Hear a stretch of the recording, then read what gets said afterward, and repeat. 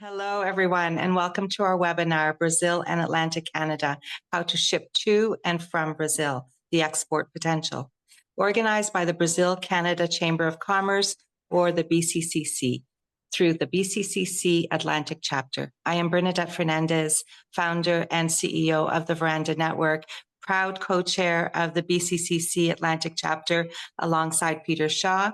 The BCCC is a coast-to-coast, independent, nonprofit Canadian organization that has promoted business relations between Brazil and Canada for over 50 years by creating and maintaining high-level networking in our sectorial committees and events. At BCCC, we connect. I want to thank our annual sponsors, Vale, Mellowhawk Logistics, Proativa Results, BMA Law, and Brookfield, and all our members and partners for their continued support.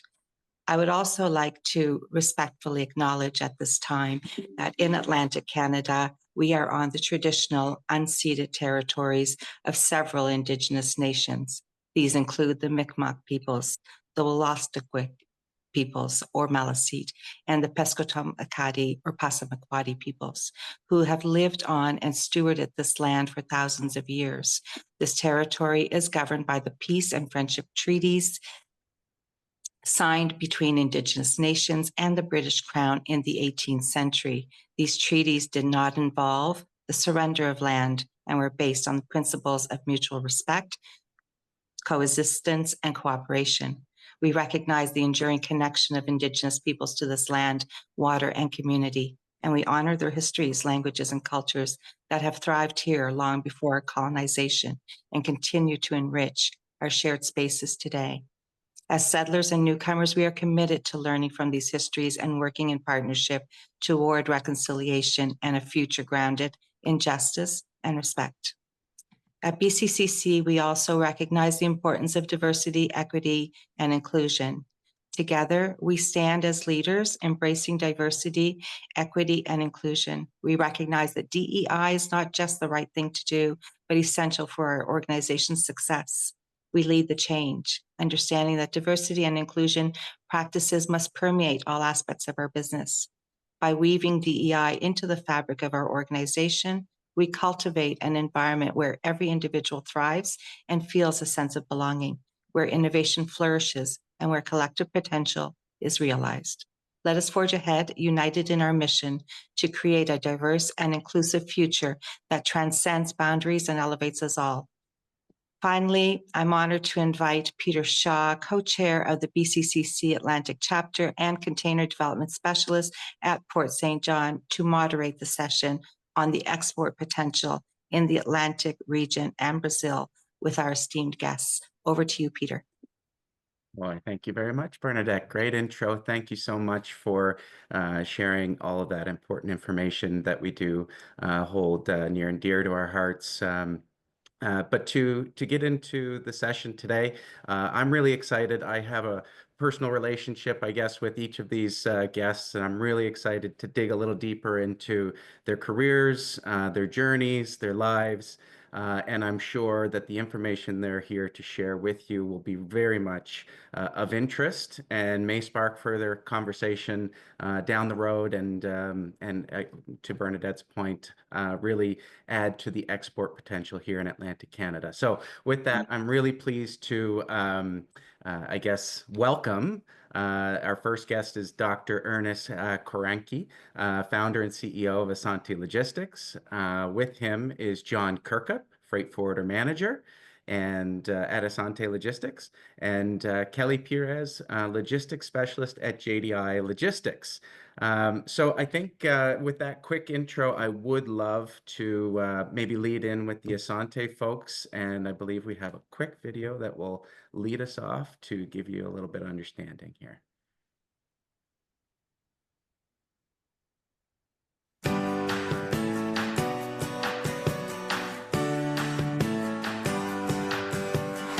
My name is Dr. Ernest Asante Korankye. I'm the owner of Asante Logistics Group. Asante Logistics Group is a full-blown logistics company. We're here to take the stress off our customers when it comes to their logistic needs. Asante has a 350,000 square feet warehouse located in Truro. which is a natural logistical hub in the center of Nova Scotia. All major highways pass through Truro. We have direct access to rail, and we are within 60 minutes of the International Airport and the Halifax Port Authority. There are 4 main services that we do provide: warehousing, trucking, material handling, and freight forwarding. Our doors are open to you, and we will be ready to serve you.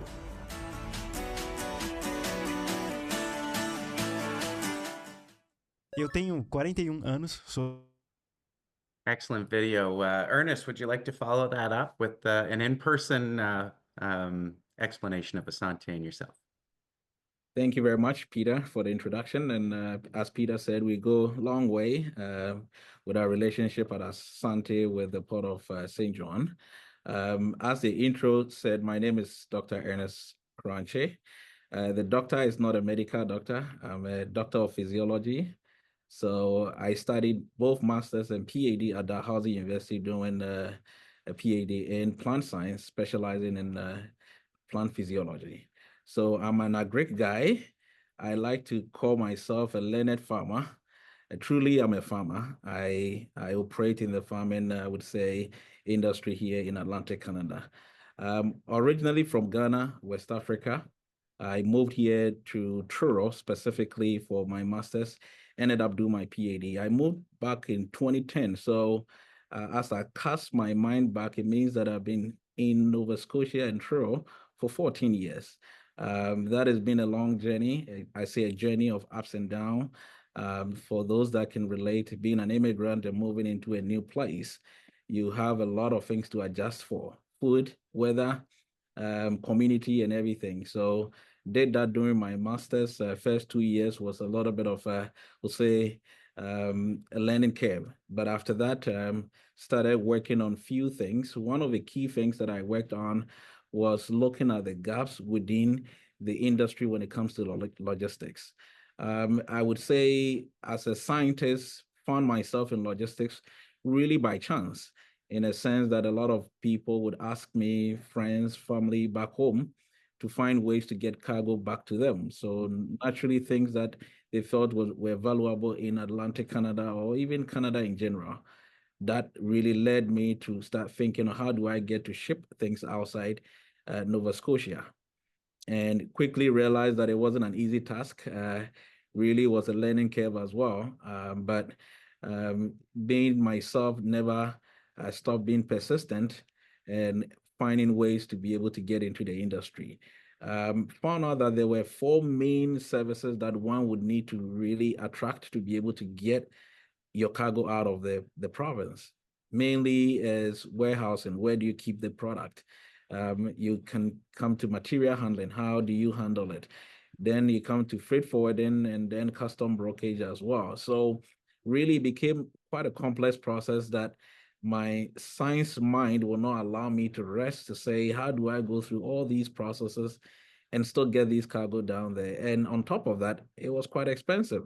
Back in the days, you would spend between $5,000 to $6,000 to get 140-foot container to Ghana. So it got me thinking that maybe I could do a bunch of these services on my own, which was a good decision if I cast my mind. So really that started the company that we all know to be Asante Logistic Group. Started with vehicles, which was common.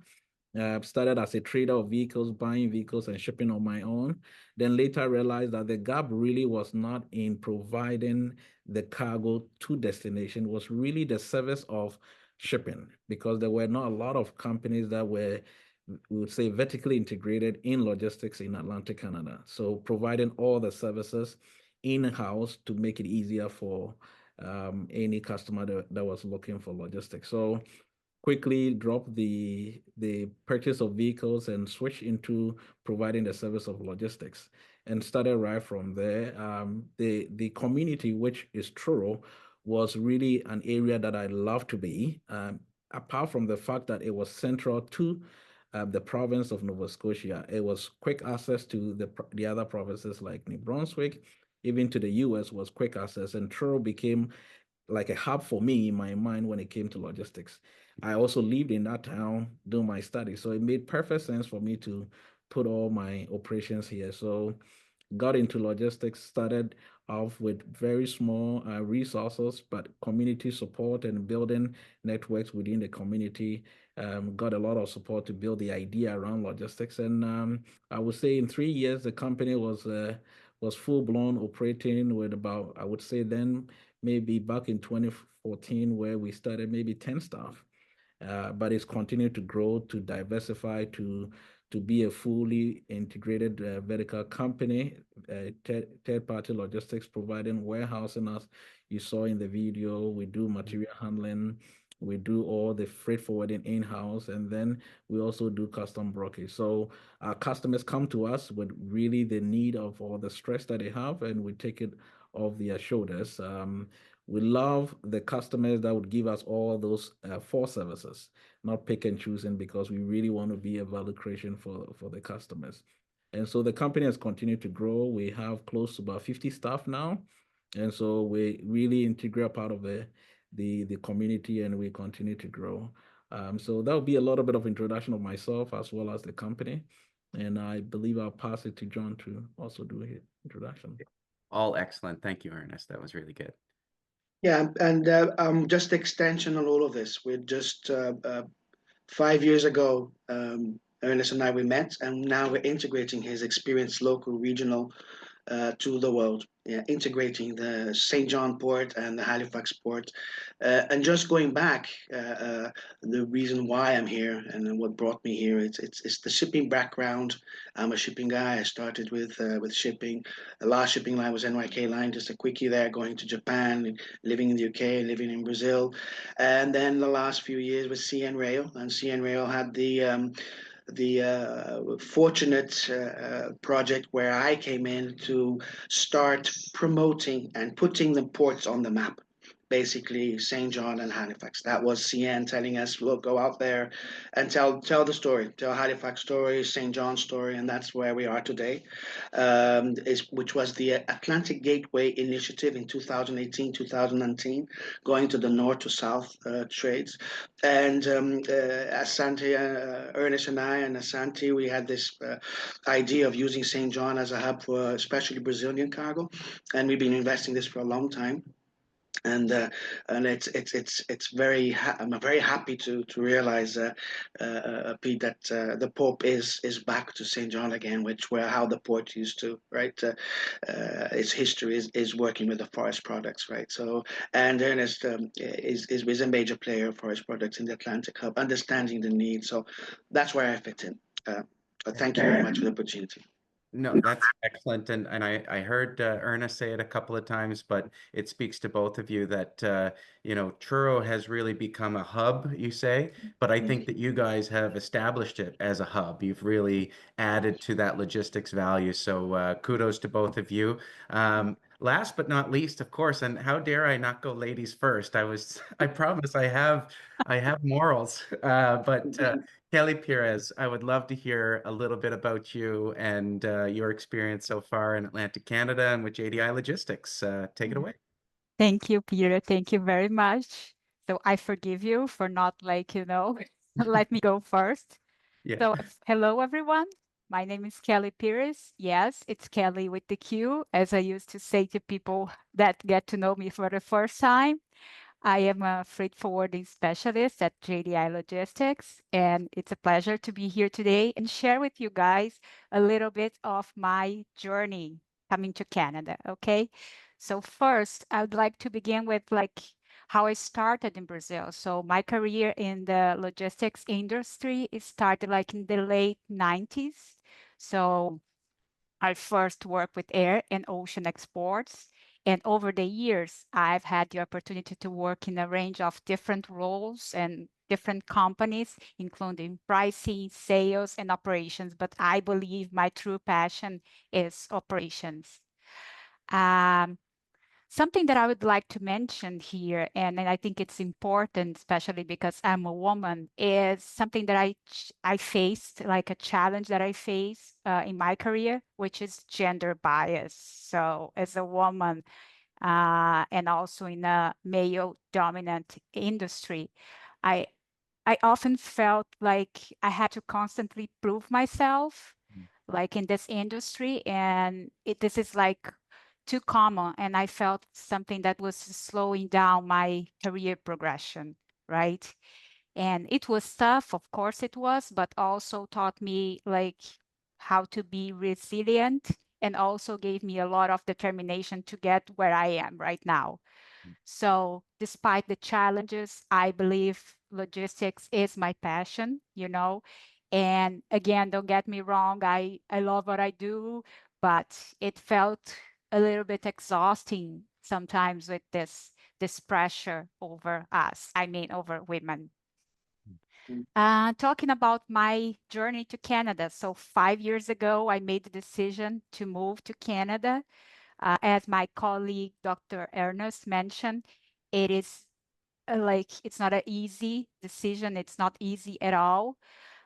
It takes a lot of planning. And one thing that I have to say for people that are planning to take that path is just you have to come here open-minded and also willing to take a few steps back, because it's for us it's kind of starting again, right? But it has been transformative for me in both like my professional life and my personal life, and transformative in a good way. Okay, it's important to say that I've been learning a lot here. I first moved to Ontario. I lived there for 3 years. I came as a student, and after my graduation, uh, it was really hard for me to get a job in my field. I think it's something that most of the newcomers here, they experience that challenge. So the companies here, they ask for something that they call like a Canadian experience. So for you to have some kind of experience working for a Canadian company, but it's like, how can I have that experience if you don't give me the opportunity, right? So for me, it was a kind of frustrating after finishing school, and it took me a while to, you know, find something that it was in my field. And then again, 2 years ago, I landed this job at JDI Logistics here in St. John. Uh, this was what I was searching for. And to be honest, it opened me like doors for like a network of professionals and people that I've been connecting right now. So these people here in this webinar, right? I met Peter, I met John and Dr. Ernest, and also other great professionals here. And I feel St. John, it's like a welcoming place. And I feel also that my coworkers here, my boss, they are very supportive. They encourage my growth. And I see so much potential here in the area, in the port of St. John. And why do I see that? And then I'm going to highlight a few things. For people that never been here or not here, there's a lot of investments going, like in the port of St. John modernization. Also, as I mentioned, it's a collaborative environment, and also people are very approachable here. And I also can say that it has less bureaucracy compared to large cities like Montreal. It's more manageable, less congested environment. And I think above all, my experience here in Canada has taught me like as I said, like the importance to be resilient and also adaptability. I think it's not enough like to stress the fact that moving to a new country, there is a lot of like you have to adapt to the climate, as Dr. Ernest said, and also taking about like your career. That's going to take a while for you, you know, to get back to your field of work. And this is important to mention for people that are not here, or maybe it's planning to come here. But again, it's so rewarding, and it's going to give you a chance to grow and evolve in ways that you are not expecting That's Mhm. what I That- can tell you.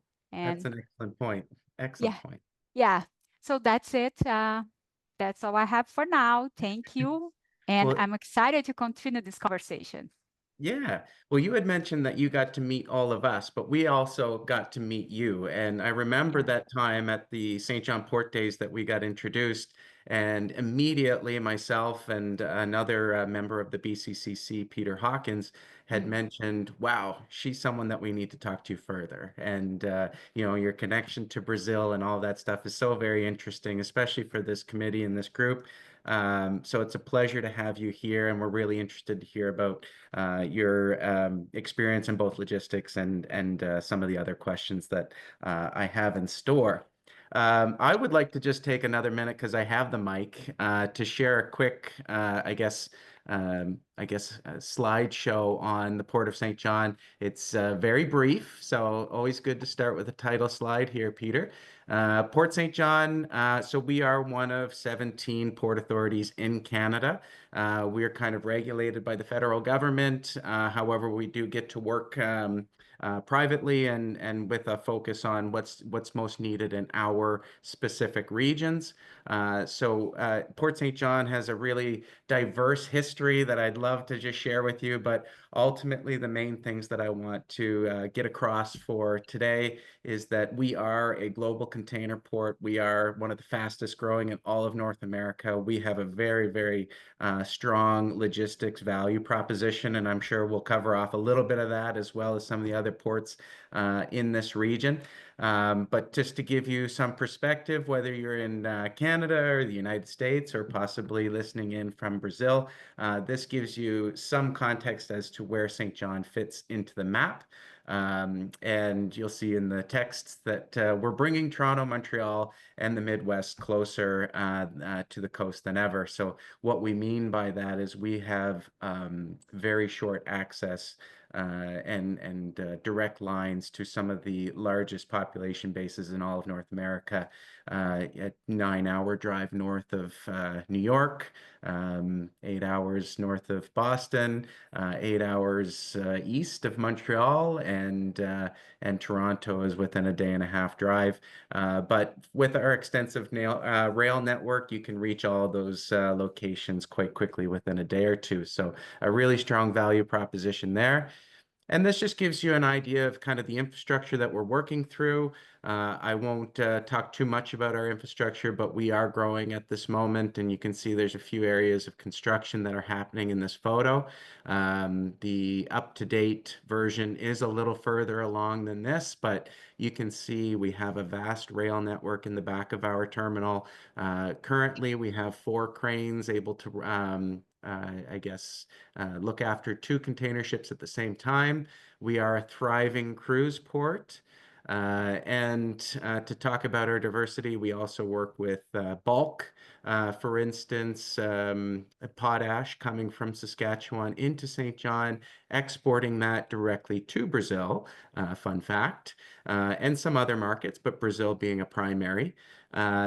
We also do break bulk, and I guess as it relates to Brazil, we have a lot of imports of wood pulp coming up from Brazil, which is really interesting too. So that is part of the reason why I'm so interested in being a part of the BCCC and hosting webinars like this. It's one, interesting for my position, but also for the Atlantic region as well. We have so many ties to Brazil and South America, and our trade lanes are very strong with those spots. So kind of a introduction to everybody here, and I appreciate everybody for sharing a little bit about themselves and their position. What I'd like to talk about next is you discussed your I guess reasons for coming to Atlantic Canada and how you got here. But now that you're established, what does Atlantic Canada really have to offer you in your fields? Many of you have come from much larger cities and areas as far as population goes. Maybe Kelly, I'll go back to you. Could you give us a quick kind of view on what you see as a potential for Atlantic Canada and for the logistics world that you are in? Yeah. Uh, Well, to me, it's a change of first. We have the rail here that back in Brazil, the rail is not like, as extensive, I would say, as it is here. So I would mention that. I know that it's not like particularly to San John, but it's comparing to my previous scenario in Brazil, right? Mhm. Also, one thing that I've mentioned, and I think it's important to say again, it's the fact that I see here that the companies are all focused on like having this region growing and thriving. So that's one thing. And the fact that you guys are really approachable. Again, as you said, I had the chance to meet you at the port days. I don't know if I was like living maybe in Montreal or in Toronto, if I would be able to meet someone from the port and have the chance, to discuss this relationship with like that foster my previous experience, right? So that's what I think. Oh, excellent. And I think that put a feather in our own cap, we are very approachable, but that's part of the maritime lifestyle a little bit too, is to be very welcoming and relationship focused, partnership oriented. And I think both of the ports, both Halifax and St. John, do a good job of being in the community and being part of Yeah, that. and that's very true because Yeah. I've lived in a different province, so I can compare. That's Yeah. very true. There we go.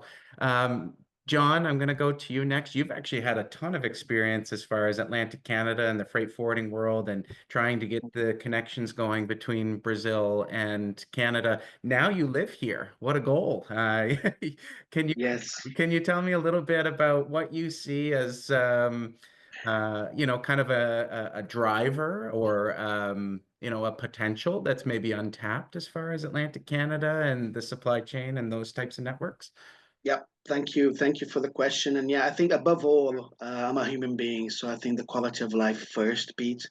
Air, water, the forests, and the congestion for me. I've been living in big cities, global cities like Tokyo and London and São Paulo. That's where I've basically brought up. So that's my first line. But the business, of course, the business for people involved in trade. So that goes to freight forwarders, that goes to traders, and Queli, she gave us the tip. We need more investment. We need more people opening offices of logistics, of trading companies, and that's what we need in the region. I think more people involved in logistics now, more smaller, and I think there is space for that.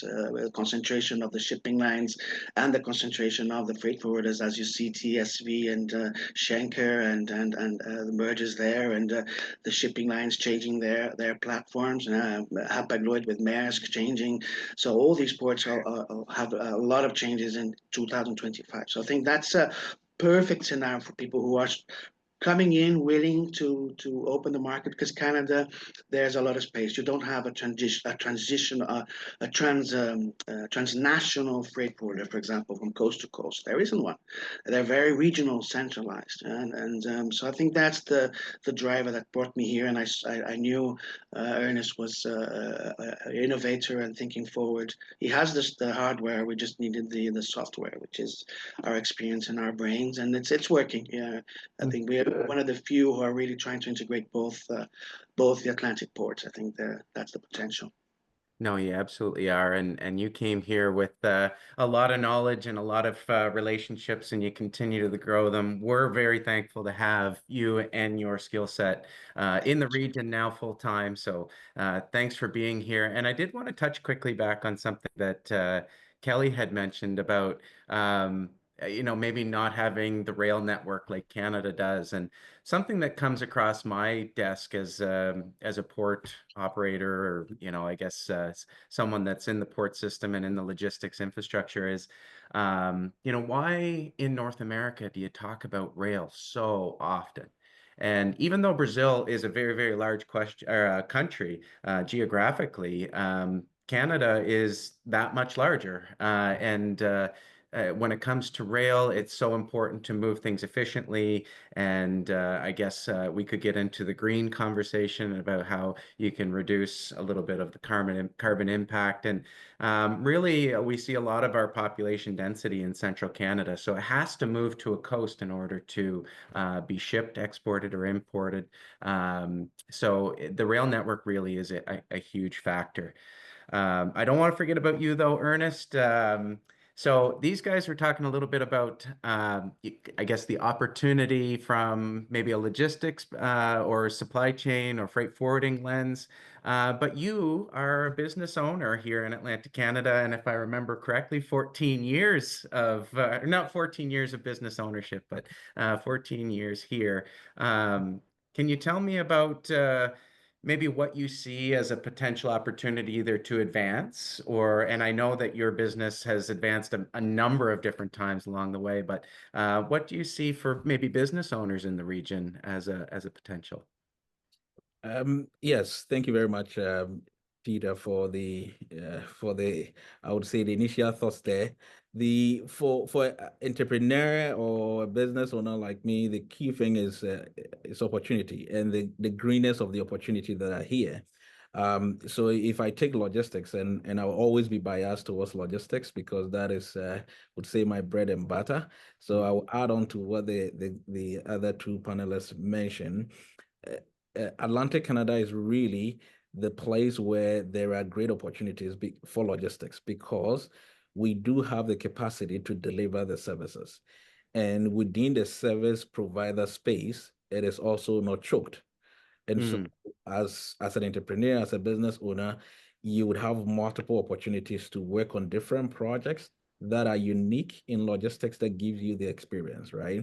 And I always talk about the Brazil experience. I recently was in Brazil for about a week back in March this year. And the reason why we went there, myself and John and the team went there, was really the opportunity for Atlantic Canada when it comes to cargo coming all the way from south, because despite our products, Canadian products, that are technically supposed to be destined for Canadian ports, most of our products were going through the US ports. And for me as a logistics person within the province, it was interesting for me to see that gap and such an opportunity for us to tap into. And so for the last 2 years, our goal, our vision has been to really find ways of redirecting Brazilian cargo, not into the US ports, but into the Canadian ports. I'm obviously biased to Atlantic Canada, so the Halifax port and the port of St. John, and it's working. It makes perfect sense for logistics. And so in the business ownership role like that, that is a great opportunity that that is not touched, is green. You get to explore so much and learn, and that is interesting. You get to build a team around that and really have fun. And so that is very, very interesting. Personally, I'm just biased to Atlantic Canada, Nova Scotia, and Truro because it's giving me so much of me as a person. Obviously, came here. I've been in Canada for 14 years, but I've been in business for 12 years. And so you can imagine the number of connections and the people that have held my hand to give me the opportunity. So for me, I always want to give back to the community that way. And so most of the investments, most of the businesses that we do are focused in Atlantic Canada just to be able to give back to the community. And it makes perfect sense to continue to do that because there's great opportunities here. Yeah. Oh, that's wonderful. And honestly, that's one of the things that we've recognized, I guess, as a port authority as well. And many times, if you know our region, folks will ask, oh, so do you compete with Halifax as the Port of St. John? And I say, no, that's not our intent. That's not what happens. When one port is doing well, usually the other port will do well also because the same cargo is coming to both. It really is that cargo that's destined for Canada that is hitting a US stop first because of that age-old saying that it's how we've always done it. It's the way that we've always known it to be. And so I think with your help, and obviously the port authorities are doing our part, and with other great speakers like who we have here today, hopefully we can change that mindset a little bit, and maybe even get some cargo from Ghana, a little bit more cargo from Ghana here soon too. And actually, I'd like to stay with you too, Ernest. You mentioned something that's very interesting to me, talking about community. So here in Atlantic Canada, I know because I'm born and raised, um, there's not as much diversity, I guess, as far as different nationalities and things like that in this region. It is growing, I would say, just optically, I can tell. But when you moved here to compared to, I guess, from then till now, are you seeing maybe a greater community around you? How are you involving yourself in it? Can you share a little bit on that? Yes, and thank you. And yes, I'm happy you mentioned that it's growing. Yeah. So back in 12, 14 years ago, there were very minimum, I would say, immigrant communities in Nova Scotia. Talk more of Truro. So you walk on the streets and you don't meet a lot of people that you can relate to. But over the years, I would say in the last 2 years, we've seen significant growth. For one reason, because Truro is but an hour drive from the main city or the biggest city in Nova Scotia, which is Halifax. And so Truro, for villagers like us, I call myself a villager, Mm, love to live outside the city and have a quiet life. Truro becomes the perfect place for that. mm, And you still have the ability to drive to the city to get things that you want, and even people work. I have staff that are living in Halifax and work in Truro. John lives in Halifax, works in Truro. A bunch of guys do same, and they commute every day. So Truro becomes a place for people to really want to live a quality life. So we've seen a huge influx of migrants, not always outside the country, but from other provinces. Most of the staff that we had that are immigrants are actually coming from the bigger cities like Montreal, from Toronto as well, just because they want to really move away from the hustle and bustle of the big cities. And people are very welcoming. I would say 10 years ago, when people graduate from here, they move out west. Now, mm. get to keep people, that conversation is no more. So that is really keeping the talents and bringing more talents. And I think the governments are doing great job in providing us that are business owners the opportunity to keep talents here. There are quite incentives that the government programs allows you to hire people within the province or bring people from outside the province, and there are incentives to be able to do that. So all that and helping to grow the community. I can boast of maybe what 20 something Ghanaian families that are in Truro. Back in the days, it were just two of us, right? So those are all very, very encouraging to see and fun. And it makes the community the best to live because you can easily walk into people you can relate to and all that. I Yeah. can add to that that here in San John, I've seen the same trend. Mm, So even though I'm here for 2 years, I've seen like more and more immigrants. And in the Brazilian community, I was talking to a few people. We used to know all the Brazilians in San John. Now it's very hard to keep track because there's more and more people coming and also moving from other provinces here, as Dr. Ernest mentioned. I see the same trend here. Yeah. And I won't leave you out, John, but just from my perspective too, grew up in high school, did all the things here, and you're right, Ernest. It was move out west, or many of even the international students that would come to all of the many excellent universities we have in this region. And I'm not boasting or anything, but we do have a number of excellent universities in Atlantic Canada. Many of them would then leave Atlantic Canada after getting their degree and go to Toronto, Montreal, and some of those locations to work in the bigger business. But just speaking from the port's perspective, we have very good jobs happening now with our growth in the community, going from 50 port workers to closer to 200 just in the last 5 years. And those are really excellent jobs, and that's really where the Port Authority likes to get involved. And that's our direct impact, is working along the waterway. But then you think about the rail networks, you think about the increase in, say, warehousing and different jobs like what Asante is doing. that starts bringing more and more people in, and it creates the stickiness for staying. And then you get to enjoy those communities of different folks from different areas, and they like it here. And the balance of quality of life combined with actual jobs being available is excellent. So, and John, you moved here and had a job like that. Yes, and I think that's the second business opportunity that I discussed earlier, the trading part, and the Brazilian community is a perfect example, Pete. We have the biggest community in Moncton, but now it seems that Halifax is growing. We have a huge influx of Brazilians moving from US and from Toronto, Calgary, like Queli is an example. And the same thing with the West African community here. And that's why we've tapped in as Asante into the food business. So I think that's opportunity with Atlantic. Instead of our food coming from Toronto and Montreal, why doesn't our fresh food come into St. John and Halifax, right? I think the freshness of our food here would be much, much, much larger. And I think that's an opportunity. And so we see entrepreneurs, they are studying or they have as a second job trying to trade, bring their products home. And in Brazil, we call it Mercado da Saudade. And that's grown a lot in Ontario, Montreal. But now, finally, it's spreading out. It's spread out to Alberta. It's spread out.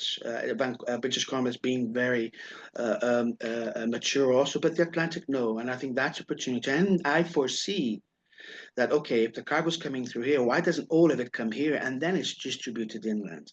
I think and that's where the Atlantic region comes in as a hub for these cargoes, especially food. Food has to be landed closer to the port as possible and then use the backhaul of CN and CP. We have a huge surplus of backhaul possibilities from these ports inland. Yeah, most of the volume for the exports are coming out and then they need containers back. Mountain, for example, CN is always telling us they need us to help them with their 53s. Halifax shipping lines also telling us to use their 40 foots back to China. So there are these opportunities of food, especially in trade. So I think, yeah, that's an example of how the communities and moving here and bringing their expertise in conjunction with what we already have, a fantastic structure can be used. Yeah, and as we grow that type of cargo, food goods, for instance, I think you're absolutely correct as far as the logistics goes. You bring it to a coastal port in Halifax or St. John, and then you direct it inland through distribution networks and things like that. I would say today we would in all of our regions we would need to grow that industry up. Even though you guys are doing an excellent job, I think that there's more opportunity for people who are interested in getting into that business or large companies that could come and do kind of a 3PL type of network similar to what you're doing. I think there really is an opportunity to grow that. And with hubs in Truro, hubs in Moncton, and then the rail yards all throughout, New Brunswick and Halifax. And if I may, Pete, Sure, just to pitch in the break bulk, which we can't forget, which is coming, of course. right? And the Yeah, reefer cargo, the refrigerator cargoes. Don't forget, the region is a big export of potatoes, of the cranberries. That's all reefer cargo going out. So they need the reefer coming in. So that's a good example. Now the hubbing of reefer cargo will be a trend. And that goes with what I'm telling you. More and more fresh food needs more refrigerator equipment. Yeah. yeah, couldn't agree more. So, anybody out there listening, bring your reefer and your infrastructure in that way. Something that I mean, we are getting close to the end of our time, but we have time, so feel free to elaborate as you see fit. Um, I'm interested in, you've all talked about how you got here and how you did it, but you've seen maybe some progression in the years that you've been in Atlantic Canada. Do you have any advice that you can provide anybody who's maybe in the same mindset that you were at before you moved to Atlantic Canada? What could you tap into? Are there government opportunities? Are there grants? And Ernest, you elaborate or alluded to some of that.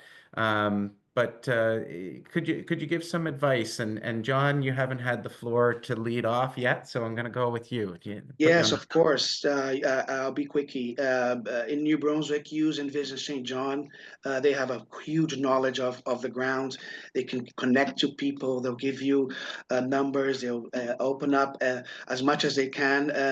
ONB, Opportunity New Brunswick, same thing. This is more on the business side. And then, of course, you got the NGOs, institutions, which we can share.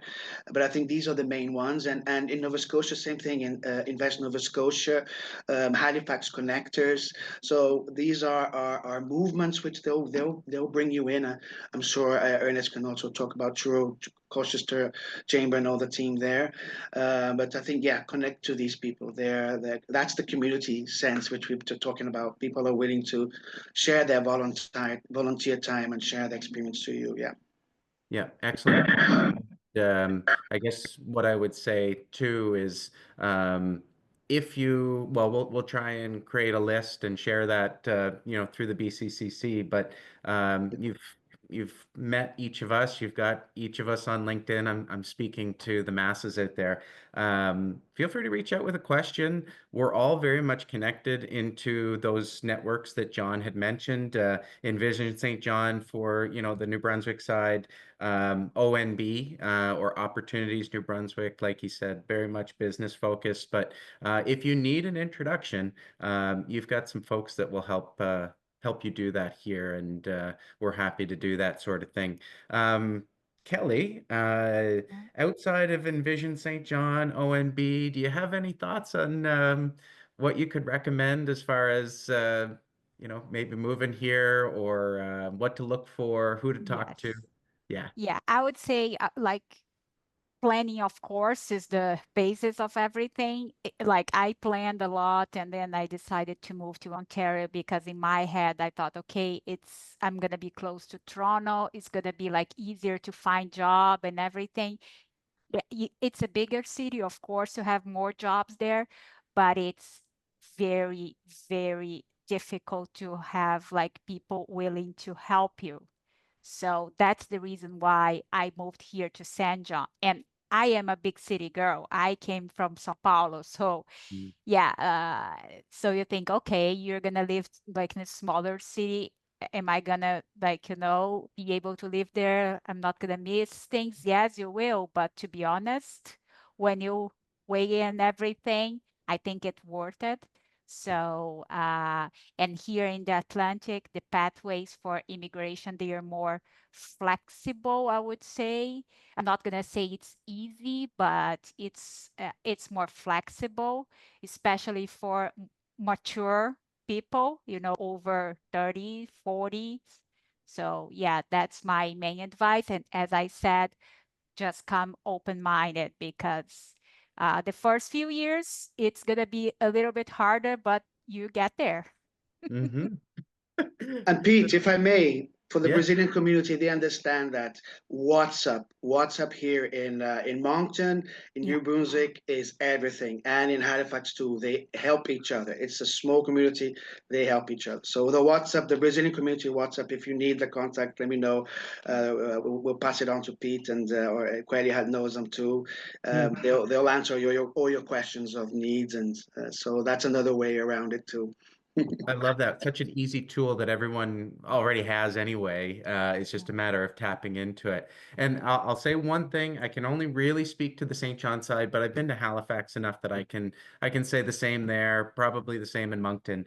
Um, it's a small city, it's a small community, that sort of thing, yes. But we actually have everything, just no lines and no traffic. So it's kind of like you're not really missing out on everything. You can get your hands on anything if you apply yourself, but you don't have to wait in line for it. So that's my little bragging boast for our small communities over here. So Not two Ernest. hours, 2 hours commute to work. Yeah, Good one. mine is 25 kilometers and 20 minutes. Yeah.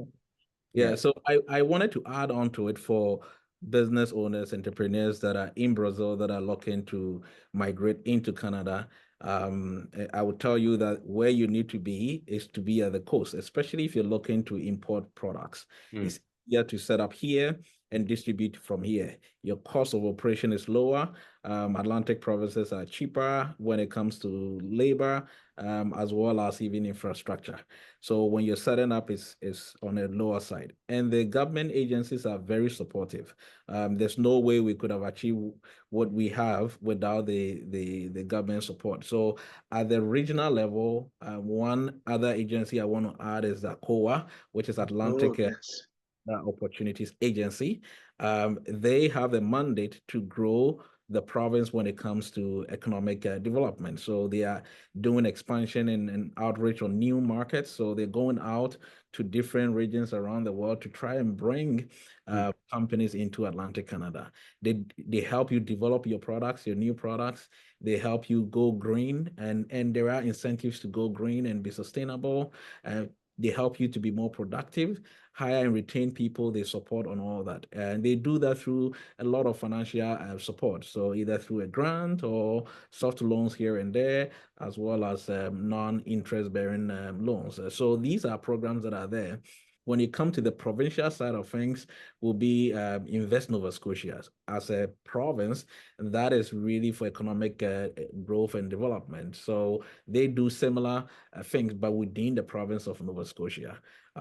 They are there to support you, build a business plan, to get you to register your business, to register what steps you need to import and export, link you up with other suppliers that are within the area so that you can get well established, and really incentivize in bringing your business here. And there are immigration paths if you are a business owner and wanting to establish your business here in Atlantic Canada. And then when you come to the regional level, when I say regional level, it means at the county level, the government also have the regional economic networks. These are very important. So these are small organizations that are very local. So if you come to Truro, there is a REN office here that is really helping small businesses and helping them to establish their business, helping them to grow, directing them and giving them the guidance to be able to help boost the economy within the local level. So really all these are structures that are there. And so you're never alone within the region when it comes to developing your business and really what to do to grow your business. So I would say you will not get all that from a lot of provinces. Even if they are there, it would be choked with a long list. Here, they are coming to you, they are asking you what you need and support you on one-on-one basis. So it will be my recommendation to at least land here, test it, and make a decision for yourself. Excellent. Bernadette, I saw you had a hand up and you have excellent input here that I'd love to hear. Thank you. I just wanted to give a shout out to organizations like ours, to the chambers, and not just the bilateral chambers like the Brazil-Canada Chamber of Commerce, but each municipality, each town, each region has chambers of commerce. And when you're talking in the business space, I think it's so important to know that you have also support, not just as multipliers that you can lean into, but as kind of comrades, like people that share your pain as an entrepreneur or as a new employee. And so there are always businesses where you can go to say, hey, how do you get through this logistical, no pun intended, nightmare? Or how do you open the market more? So they always have amazing feedback. Yep. And we are like, that is part of being a community. We are a community. We do that better than anyone else in the country because of our size. And, people say, size matters, and it really does on the opposite of that as well. Like being small means that you can navigate. If you wanted to pick up the phone and talk to your premier, you probably could get him or her, in our case now, very excited, on the phone. And that's a remarkable difference and differentiator for us in this region. Thank you, Bernadette. That's such a good point. And just to, I guess, sum it all up really quick, and then I'd like to open it up and see if there are any questions. I guess I should look down in the chat box too. But just to summarize, chambers, there's local chambers in all of the regions in Atlantic Canada. Envision St. John, ONB, ACOA. So ACOA is ACOA, which is Atlantic Canada Opportunities Agency. So look them up. They're very helpful. Invest Nova Scotia and Regional Economic Networks. Those are all excellent opportunities for folks to dig into, especially when they're looking in here. So I do have the chat open. Are there any questions? Oh, I see it now. The questions. Okay. Um,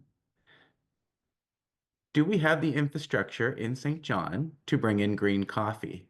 So that, I guess I'll take that one. But anybody who would like to jump in, because really on the port side, I don't have a lot of visibility into the supply chain and the actual movement of the goods. I'm just here as an infrastructure. But yes, we do. There's all kinds of coffee that's going through our port at this time. I know green coffee is a little bit different, but definitely an opportunity, and would love to discuss that with you further. John? Yeah, and then just to add in, Hapag-Lloyd have a great service via Cartagena, and CMA have it via Kingston. And it's currently, for a few years, the best services because CP and CN connect from St. John. So you can, if you miss one, you get the other. So you basically have two services a week if you go with either shipping line. And just a quickie on Hapag-Lloyd, you can change your routing. Okay, you can put it through various Atlantic ports there, even Montreal and others. So it's a good tool. Okay, thank you very much. That's excellent. I'm just reading through some of these, trying to get to as many of them before our time is done. I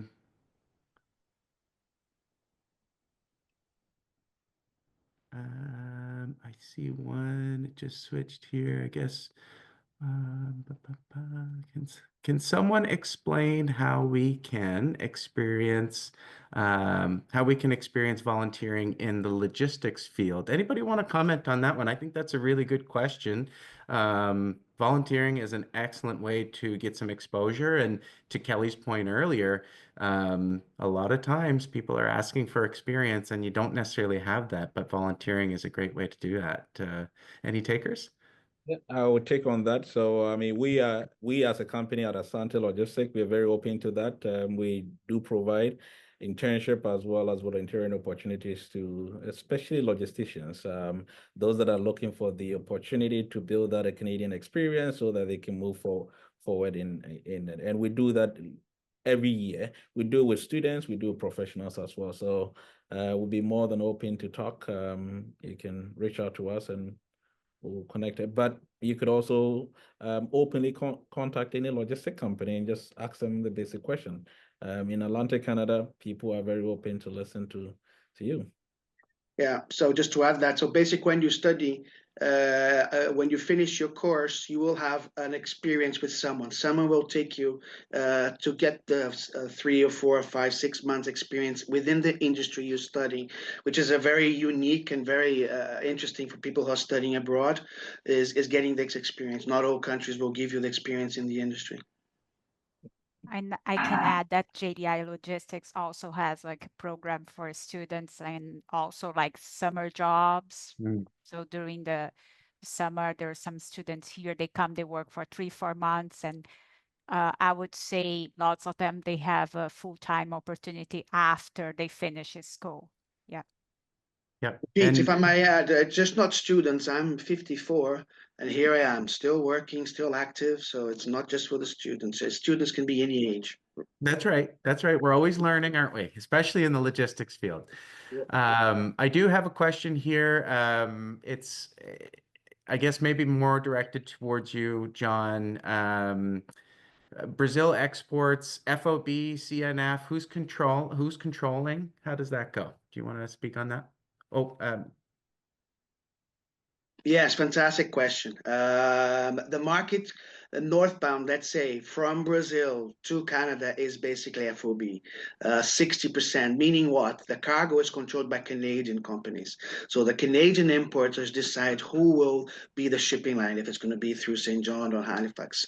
But more and more companies are getting partnerships, hearing the exporter, going in local. So I think for the benefit of everyone, also hear what the exporter has to say. Yeah? And on the other way around, from Canada to Brazil, it's still 50-50, 55% controlled by Canadians, but a lot of products are controlled. I'm talking about the container business now. When you see the break bulk, it's basically the potash, which is 100% controlled by the Canadians. So the market is still controlled by the Canadians, the Brazilian trade. Thank you, John. I'm going to try and wrap it up here quickly. Not quickly. It's been an awesome panel, and I think we hit a lot of really important parts. And we actually have a follow-up session next week, the same time on Tuesday, the 12th next week. So please tune into that and reach out to the BCCC if you missed that opportunity. But we'll be digging deeper into some of those questions as far as what can, say, Port St. John do. We'll have the president of the Canadian International Freight Forwarding Association, Arnon Mello, on that panel as well. So we'll really get into it. He's a Brazilian originally as well, living in Canada. So he has a lot of insights, and we'll have an excellent conversation next week, maybe a little bit deeper into the actual logistics, how it moves. But just to wrap up, thank you, everybody. I really, heartfelt thank you from all of you. You were so interesting and engaging, and I really appreciate the stories that you shared. I would love to say any last thoughts, but I think we've passed our time. So thank you all very much, and thank you to the BCCC.